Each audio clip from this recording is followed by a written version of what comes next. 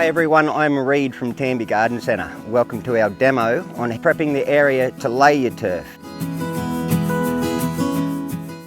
Probably the most important part is preparation. We have already prepped up our ground here. We've got some excellent turf soil, which we do sell. It's a mix of sand, compost and crusher dust.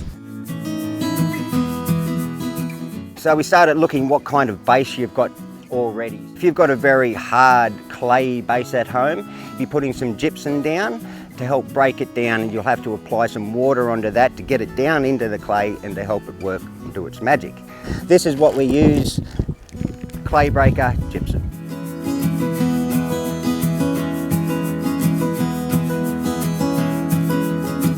If you have really compacted soil at home, best thing to do would be to rotary hoe it to about a depth of 100 mil. By rotary hoeing, we're basically just loosening up our soil, making it easier for the moisture and the roots to get down and do their thing. If you have really sandy soil, the best thing to do would be to put a compost product on it. Our compost here at Tamby Garden Centre is all organic.